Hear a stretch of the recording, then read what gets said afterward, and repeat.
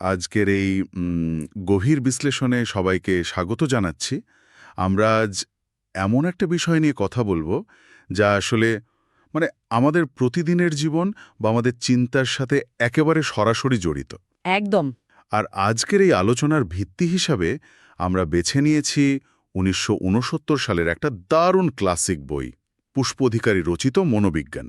এত পুরনো একটা বইয়ের পাতা উল্টাতে গিয়ে আমরা মানুষের মনকে বোঝার ঐতিহাসিক প্রেক্ষাপট সম্পর্কে এমন কিছু চমৎকার তথ্য পেয়েছি, যা সত্যিই অবাক করার মতো। হ্যাঁ, শুরুতেই একটা বিষয় একটু পরিষ্কার করে নেওয়া ভালো। এই যে বইটার কথা আমরা বলছি, এটা শুধুমাত্র একটা পুরনো পাঠ্য বই কিন্তু নয়। বরং এটা হলো মানুষের মনকে বৈজ্ঞানিক দৃষ্টিভঙ্গিতে বোঝার জন্য সেই সময়ের একটা ঐতিহাসিক দলিল বলতে পারেন। ১৯৬৯ সালের প্রেক্ষাপটে দাঁড়িয়ে লেখক কিভাবে মানুষের মন আর দেহের এই অবিচ্ছেদ্য সম্পর্ককে ব্যাখ্যা করেছেন, সেটা সত্যিই ভাবায়। ঠিক তাই।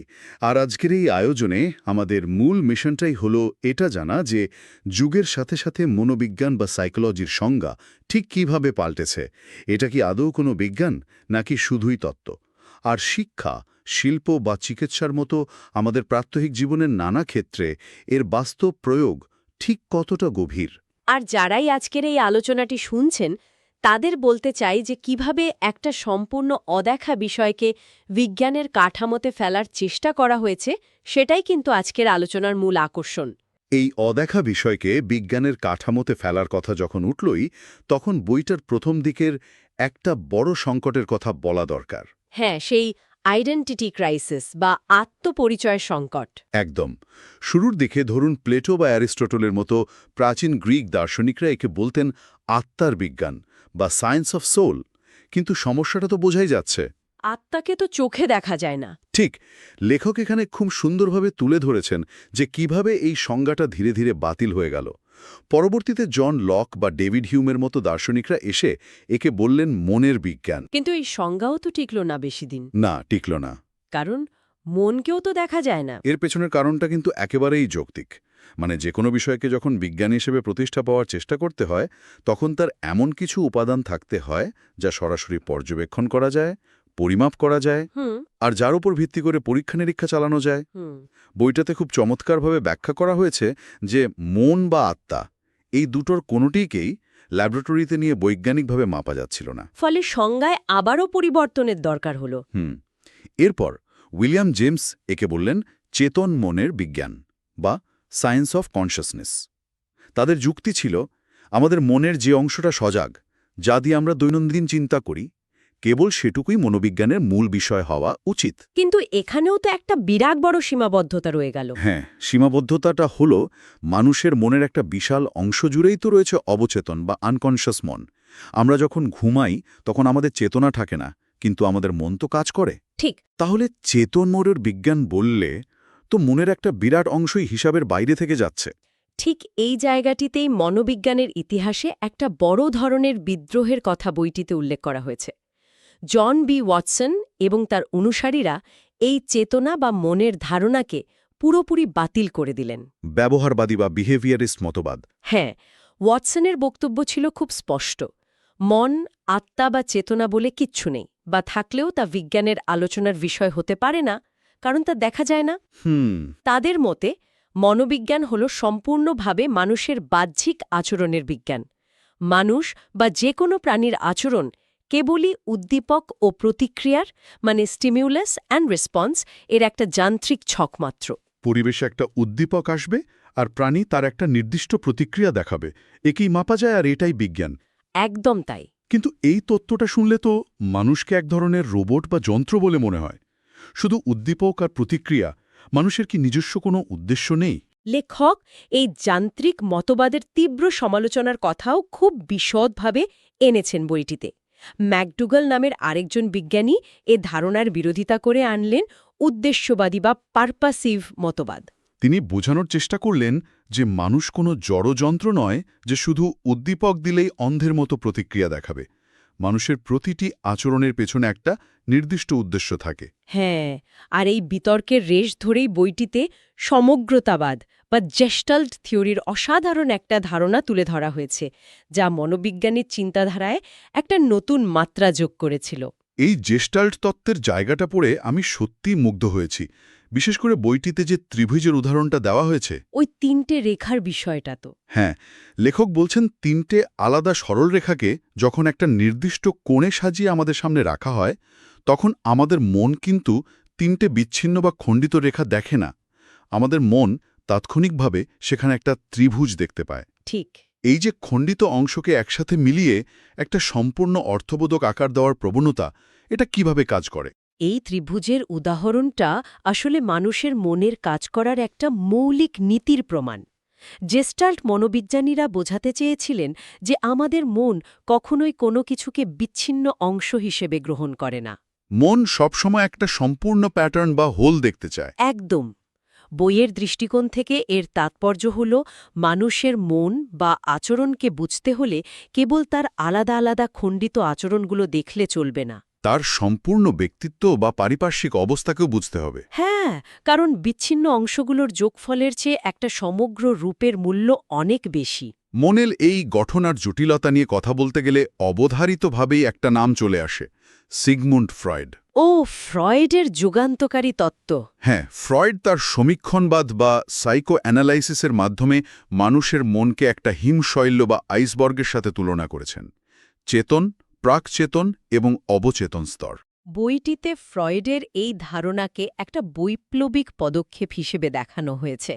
ফ্রয়েড কিভাবে মানুষের মনস্তত্ত্বের এক অন্ধকার আর অজানা জগৎকে সামনে নিয়ে এসেছিলেন, সেটা ভাবলে অবাক হতে হয়। ফ্রয়েডের তত্ত্ব অনুযায়ী আমাদের প্রতিদিনের জীবনের অনেক সিদ্ধান্ত বা আমাদের অকারণ ভয়, এর অনেক কিছুই আসলে এই লুকিয়ে থাকা অবচেতন মন দ্বারা নিয়ন্ত্রিত হয়। হ্যাঁ, আমাদের শৈশবের কোনো ভুলে যাওয়া ভীতিকর স্মৃতি বা অবদমিত বাসনা এই অবচেতন মনের সুপ্ত অবস্থায় লুকিয়ে থাকে, আর সুযোগ পেলেই সেগুলো আমাদের দৈনন্দিন আচরণ বা স্বপ্নের মাধ্যমে প্রকাশ পায়। মানুষের মনকে এত গভীরভাবে বিশ্লেষণ করার এই প্রচেষ্টা আসলে মনোবিজ্ঞানের মোড় ঘুরিয়ে দিয়েছিল। আচ্ছা, এত সব তত্ত্ব আর দর্শনের পর একটা খুব সাধারণ প্রশ্ন সামনে চলে আসে। কি প্রশ্ন? মনোবিজ্ঞান কি আসলেই পদার্থবিদ্যা বা রসায়নের মতো কোনো বিশুদ্ধ বিজ্ঞান? কারণ মন তো আর টেস্ট টিউবে ভরে পরীক্ষা করা যায় না। এটা খুবই প্রাসঙ্গিক একটা প্রশ্ন। লেখক বইটিতে খুব স্পষ্টভাবে এই বিষয়টা যুক্তির মাধ্যমে তুলে ধরেছেন। তার মতে মনোবিজ্ঞান অবশ্যই একটা বিজ্ঞান, তবে এটা একটা বস্তুনিষ্ঠ বিজ্ঞান বা পজিটিভ সায়েন্স। এটা কোনো নীতিবিজ্ঞান বা নরমেটিভ সায়েন্স নয়, তাই তো? ঠিক তাই। বিজ্ঞান হিসেবে এর অবস্থান কোথায় তা বোঝাতে লেখকই চমৎকার বিভাজনটা করেছেন। এই বস্তুনিষ্ঠ বিজ্ঞান আর নীতিবিজ্ঞানের ধারণার পার্থক্যটা একটু খুলে বলা যায়? অবশ্যই। নীতিবিজ্ঞান মূলত আলোচনা করে আদর্শ নিয়ে, অর্থাৎ মানুষের কেমন আচরণ করা উচিত বা কোনটি নৈতিক আর কোনটি অনৈতিক তা নির্ধারণ করাই এর কাজ। কিন্তু বইয়ের মতে মনোবিজ্ঞানের কাজ বিচারকের আসনে বসা নয়। একদমই না। মনোবিজ্ঞান হল বস্তুনিষ্ঠ বিজ্ঞান, যার মূল কাজ হল মানুষ একটা নির্দিষ্ট পরিবেশে ঠিক কেমন আচরণ করছে এবং তার পেছনের কারণ কি তা নির্লিপ্তভাবে পর্যবেক্ষণ করা। এখানে ভালো মন্দের বিচার নেই, আছে শুধু কার্যকারণ খোঁজার চেষ্টা। প্রাকৃতিক বিজ্ঞানের মতোই এখানেও সুশৃঙ্খল পর্যবেক্ষণ আছে, উপাত্ত সংগ্রহ আছে, আর আধুনিক গবেষণাগারে রীতিমতো পরীক্ষাও আছে। পার্থক্য শুধু একটাই, পদার্থবিদ্যার বিষয়বস্তু হল স্থির বা জড় পদার্থ, আর মনোবিজ্ঞানের বিষয়বস্তু হল মানুষের পরিবর্তনশীল ও জটিল মন। দারুণ বলেছেন। আর এই যে পরিবর্তনশীল মন, এর প্রকাশ আসলে কিভাবে ঘটে? বইটিতে বলা হয়েছে যে মনের প্রকাশ মূলত 3টি প্রধান ক্রিয়ার মাধ্যমে ঘটে। চিন্তন, অনুভূতি এবং ইচ্ছা। হ্যাঁ, থিঙ্কিং, ফিলিং এবং উইলিং। লেখক বোঝাতে চেয়েছেন যে এই 3টে উপাদানের মাধ্যমেই আমাদের মন বাইরের জগতের সাথে ক্রমাগত যোগাযোগ স্থাপন করে। মানুষ যখন কোনো সমস্যা সমাধানের চেষ্টা করে তখন সে চিন্তা করে, যখন কোনো সুন্দর দৃশ্য দেখে বা আঘাত পায় তখন সে অনুভব করে, আর যখন সে কোনো নির্দিষ্ট লক্ষ্য অর্জনের জন্য উদ্যমী হয় তখন তার ইচ্ছাশক্তির প্রকাশ ঘটে। এই 3টে উপাদানের সম্মিলিত রূপই হল আমাদের বাহ্যিক আচরণ। এই যে তত্ত্বগুলোর কথা এতক্ষণ আমরা জানলাম, বইটার সবচেয়ে আকর্ষণীয় দিক হলো লেখক এগুলোকে কেবল তত্ত্বের ভেতরেই আটকে রাখেননি। তিনি দেখিয়েছেন কিভাবে এই মনোবিজ্ঞান ল্যাবরেটরি থেকে বেরিয়ে এসে আমাদের দৈনন্দিন জীবনের প্রতিটি ক্ষেত্রে প্রবেশ করেছে। যেমন ধরুন শিক্ষাক্ষেত্রের কথা। শিক্ষাক্ষেত্রে মনোবিজ্ঞানের প্রয়োগ কিভাবে পরিবর্তন এনেছিল, সেটা দারুণ একটা ব্যাপার। শিক্ষাক্ষেত্রে মনোবিজ্ঞানের প্রবেশকে বইটিতে একটা নীরব বিপ্লব হিসেবে দেখানো হয়েছে। একটা সময় ছিল যখন মনে করা হতো যে শিশুরা হলো ছোট আকারের বয়স্ক মানুষ। শিক্ষকের কাজ হলো শুধু সিলেবাস শেষ করে দেওয়া, আর শিক্ষার্থীর কাজ হলো সেগুলো মুখস্থ করা। কিন্তু শিক্ষা মনোবিজ্ঞান বা এডুকেশনাল সাইকোলজি আসার পর এই পুরো ধারণাটাই ভেঙে গেল। মনোবিজ্ঞান শেখালো যে প্রতিটা শিশুই সম্পূর্ণ আলাদা একটা সত্তা। একটা শিশুর মনোযোগ ধরে রাখার ক্ষমতা কতটুকু, বা সে কখন ক্লান্ত হয়ে পড়ে, এগুলো না বুঝলে তো প্রকৃত শিক্ষাই দেওয়া সম্ভব নয়। ঠিক তাই, শিশুর মানসিক বিকাশের স্তর অনুযায়ী আধুনিক শিক্ষাদান পদ্ধতি তৈরি হওয়া শুরু হয়েছিল এখান থেকেই। এরপর যদি আমরা চিকিৎসা ক্ষেত্র বা ক্লিনিক্যাল সাইকোলজির দিকে তাকাই, সেখানে মনোবিজ্ঞানের অবদান আরও বেশি নাটকীয়। হ্যাঁ, মানসিক বিকারগ্রস্তদের নিয়ে ইতিহাসের একটা খুব অন্ধকার অধ্যায়ের কথা বইটিতে আছে। একটা সময় ছিল যখন অস্বাভাবিক আচরণকে মানুষ ডাকিনী বিদ্যা বা ভূত প্রেতের আচর বলে মনে করত। মানসিক রোগীদের শিকল দিয়ে বেঁধে রাখা হতো। এটা মানব ইতিহাসের একটা অত্যন্ত মর্মান্তিক দিক, কিন্তু চিকিৎসা মনোবিজ্ঞান এবং বিশেষ করে ফ্রয়েডের সেই অবচেতন মনের তত্ত্ব এই অন্ধকার দূর করতে সাহায্য করল। চিকিৎসকরা বুঝলেন যে দীর্ঘদিনের না বলা শোক বা শৈশবের কোনো অবদমিত বাসনা থেকেই হিস্টেরিয়া বা সিজোফ্রেনিয়ার মতো রোগগুলো হয়। এটা চিকিৎসা বিজ্ঞানে একটা অভাবনীয় মানবিক উত্তরণ ছিল। শুধু রোগ নির্ণয়ই নয়, রোগীদের মনের ভেতরের কথা জানার জন্য সেই সময়ের দারুণ সব পরীক্ষাও আবিষ্কার হয়েছিল, যেমন রস্যার কালির ছাপ পরীক্ষা বা রোরশাক ইঙ্ক ব্লড টেস্ট। এই রস্যাক ইঙ্ক ব্লড টেস্ট হল মানুষের অবচেতন মনকে পড়ার এক অসাধারণ কৌশল। ধরুন, একটা সাদা কাগজে কেবল কিছু কালির এলোমেলো দাগ দেওয়া আছে, যার কোনো নির্দিষ্ট অর্থ নেই। হ্যাঁ, আর সেই অর্থহীন ছাপটি দেখিয়ে জিজ্ঞেস করা হয় যে সে সেখানে কি দেখতে পাচ্ছে। চিকিৎসকরা তার মানসিক সমস্যাগুলোর শিকড় খুঁজে বের করতে পারতেন। সত্যিই দারুণ একটা পদ্ধতি। চিকিৎসা ও শিক্ষার পাশাপাশি কারখানায় বা কর্মক্ষেত্রেও মনোবিজ্ঞানের একটা দারুণ প্রভাবের কথা বইটিতে আছে। ইন্ডাস্ট্রিয়াল সাইকোলজি বা শিল্প মনোবিজ্ঞান বইটিতে ওয়ার্মিং আপ এফেক্ট নামে একটা চমৎকার ধারণার কথা বলা হয়েছে। 19 শতকের শিল্প বিপ্লবের পর মালিকরা শ্রমিকদের কেবল উৎপাদনের যন্ত্র ভাবত, কিন্তু শিল্প মনোবিজ্ঞান এসে প্রমাণ করল যে শ্রমিকরা যন্ত্র নয়, তাদেরও ক্লান্তি আছে। আর এই ওয়ার্মিং আপ এফেক্ট বিষয়টা হলো, যে কোনো কাজ শুরুর প্রথম দিকে একজন কর্মীর উৎপাদন ক্ষমতা একটু কম থাকে। কাজের পরিবেশের সাথে মানসিক সংযোগ ঘটাতে বা ওয়ার্ম আপ হতে একটু সময় লাগে। এরপর ধীরে ধীরে তার উৎপাদন বাড়তে থাকে। আবার একটানা দীর্ঘক্ষণ কাজ করলে মানসিক ক্লান্তি আসে। তাই কাজের মাঝে নির্দিষ্ট বিরতির প্রয়োজনীয়তা বৈজ্ঞানিকভাবে প্রমাণিত হল। এর সাথে যুক্ত হয়েছিল ভোকেশনাল সাইকোলজি বা বৃত্তিমূলক মনোবিজ্ঞানের ধারণাটাও, মানে সঠিক কাজের জন্য সঠিক মানুষ নির্বাচন করা। হ্যাঁ, একজন মানুষের স্বাভাবিক যোগ্যতা যদি তার পেশার সাথে না মেলে, তবে সেই পেশা তার জীবনে চরম হতাশা ডেকে আনে। শুধু কর্মক্ষেত্রই নয়, সমাজ মনোবিজ্ঞান বা সোশ্যাল সাইকোলজির কথাও লেখক বলেছেন। একজন মানুষ একা থাকলে একরকম আচরণ করে, কিন্তু ভিড়ের অংশ হয়ে গেলে তার আচরণ বদলে যায়। গুজব কিভাবে ছড়ায় বা দাঙ্গা কিভাবে লাগে, এসবের মনস্তাত্ত্বিক বিশ্লেষণ বইটিতে খুব চমৎকারভাবে করা হয়েছে। একজন সফল নেতা কিভাবে জনতার পালস বুঝতে পারেন, সেটাও সমাজ মনোবিজ্ঞানেরই অংশ। এতক্ষণ তো আমরা মন আর আচরণ নিয়ে অনেক কথা বললাম, কিন্তু বইটির শেষ দিকে এসে লেখক মনের হার্ডওয়্যারের দিকে দারুণভাবে আলোকপাত করেছেন। স্নায়ুতন্ত্র বা নার্ভাস সিস্টেমের কাজ। হ্যাঁ, স্নায়ুতন্ত্র কিভাবে কাজ করে তা বোঝাতে গিয়ে বইটিতে অত্যন্ত মজাদার একটা রসগোল্লার উদাহরণ ব্যবহার করা হয়েছে। হ্যাঁ, ওই উদাহরণটা তো অসাধারণ। স্নায়ুতন্ত্র কিভাবে কাজ করে তা সাধারণ মানুষের বোঝার জন্য একেবারে পারফেক্ট। বইটিতে বলা হয়েছে, ধরুন কারো সামনে একটা সুস্বাদু রসগোল্লা রাখা হলো। রসগোল্লাটা দেখা মাত্রই চোখের স্নায়ু সেই বার্তা সরাসরি পাঠিয়ে দেয় মস্তিষ্কে। মস্তিষ্ক তখন তার স্মৃতির ভাণ্ডার হাতড়ে মিলিয়ে দেখে যে এটা স্বাদ কেমন। যখনই সে বোঝে এটা সুস্বাদু মিষ্টি, সাথে সাথে সে মোটর স্নায়ুর মাধ্যমে পেশি ও গ্রন্থিগুলোতে নির্দেশ পাঠায়।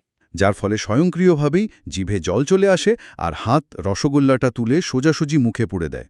এই পুরো প্রক্রিয়াটা ঘটে চোখের পলকে। আর এই প্রক্রিয়ায় প্রমাণ করে মন ও দেহের সেই অবিচ্ছেদ্য সম্পর্কের বিষয়টা।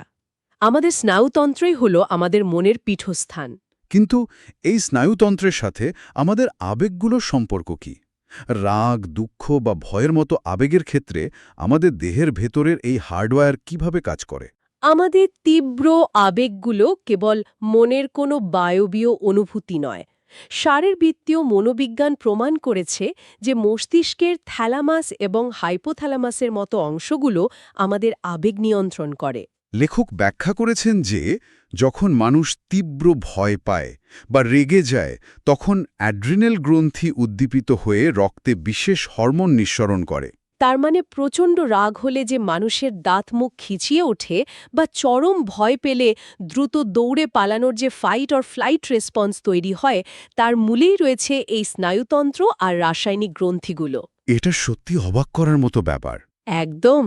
মস্তিষ্ক, স্নায়ুতন্ত্র বা গ্রন্থিগুলো যদি ক্ষতিগ্রস্ত হয়, তবে মানুষের পক্ষে সুস্থ স্বাভাবিক আচরণ করা কোনোভাবেই সম্ভব নয়।